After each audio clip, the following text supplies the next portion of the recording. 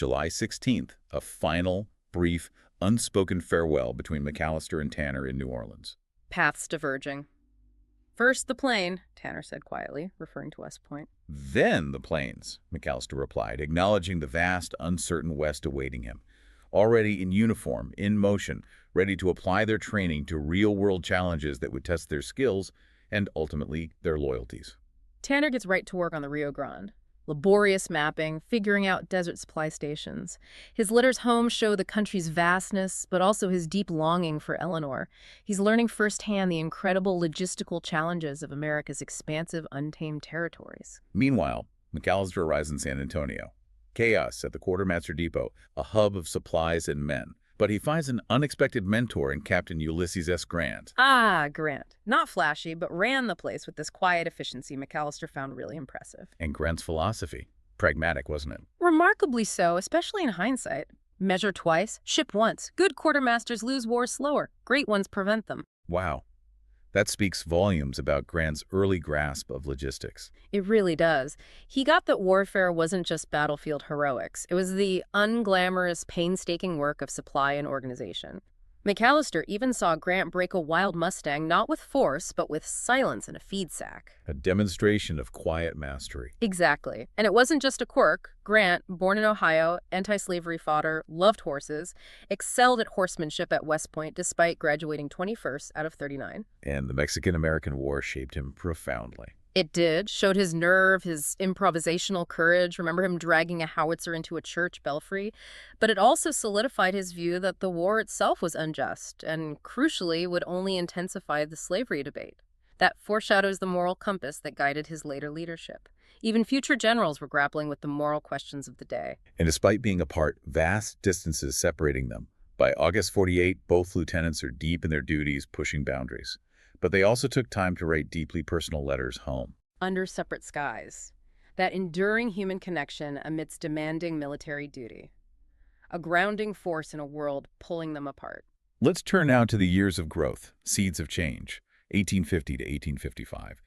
The Army really starts to evolve, driven by forward thinkers like Scott. Indeed. General Stott, in what he called a rare indulgence, orders Tanner to West Point Faculty Engineering and Math and McAllister to Carlisle Barracks Cavalry and Artillery Tactics. Seemed like a personal favor keeping their wives close. On the surface, maybe? But it was strategically brilliant.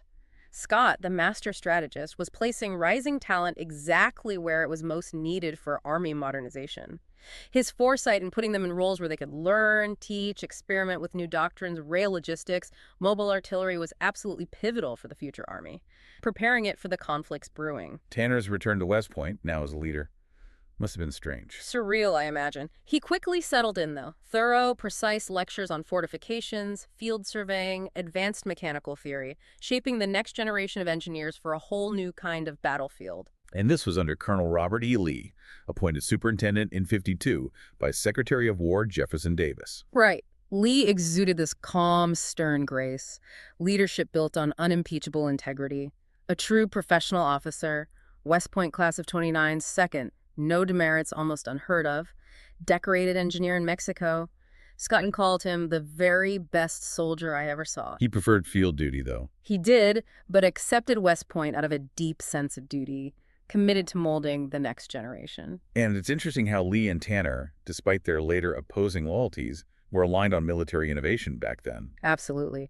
Lee actually praised Tanner's logistics proposal incorporating European railway systems and his sharp critique of Prussian field strategy, meaning new tech needed thoughtful application. Exactly, not just blind adoption. Speed needed strategy.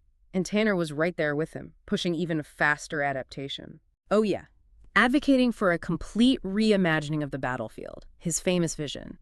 The battlefield, sir, will move faster than the past ever imagined. Steel rails will change supply, movement, and communications. We must move quicker than thought. That's a revolutionary call for 1850s thinking. It really was. Rethinking warfare based on emerging tech. Yeah. Recognizing speed of logistics and communication would be paramount, especially for the looming Civil War.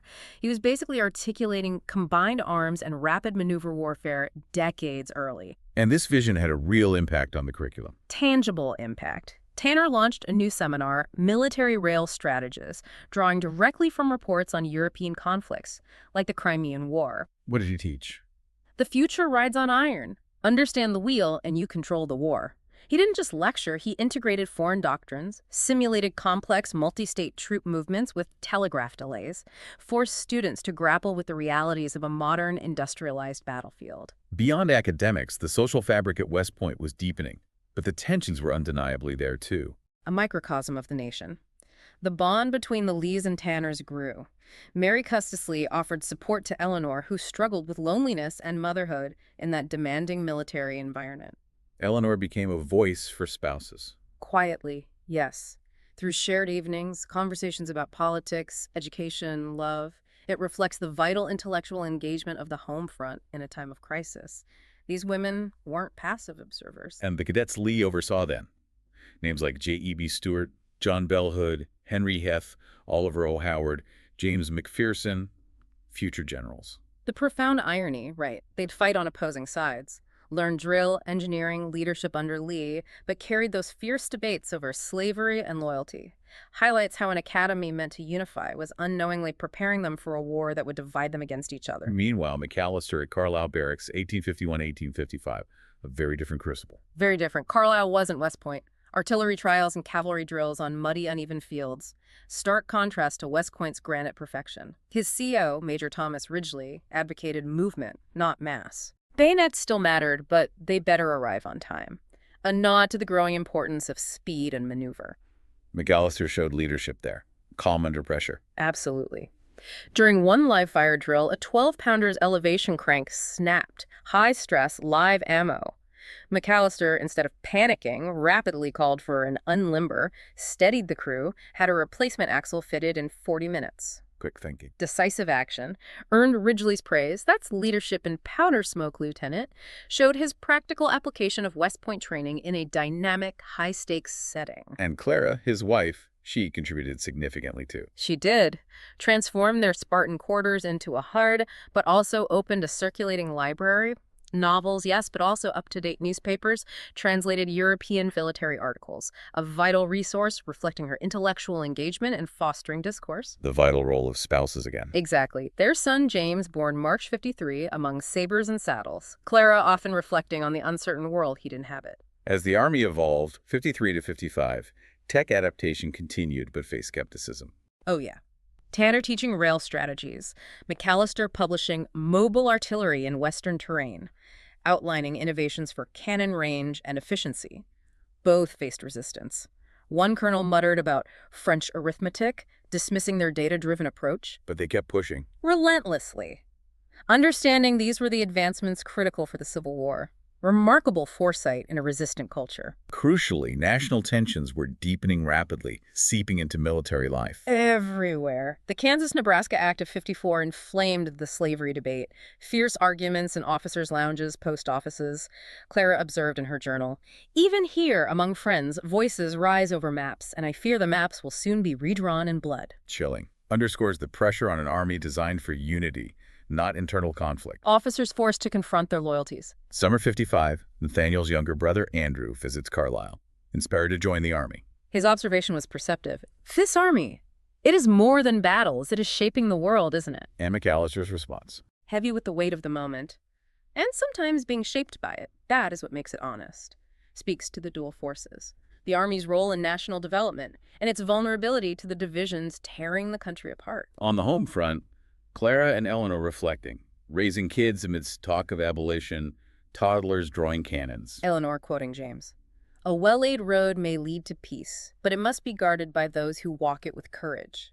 Emphasizes the fragility of peace, the vigilance required. Chilling, given what was coming. And as 55 closed, McAllister writes that warning to Tanner. A crucial insight from his observations. The Crimea proves that technology without doctrine is a horse without reins. Telegraphs, breech-loaders, trains, they mean nothing if led by timid hands or selfish hearts. We must teach. We must warn. We must hold the center. Setting up the critical importance of the Delafield Commission. Absolutely. Underscoring their shared understanding. Advanced tools aren't enough. Leadership, strategy, the moral compass must evolve too, especially as the nation seemed poised to fracture. And that brings us perfectly to The Delafield Commission.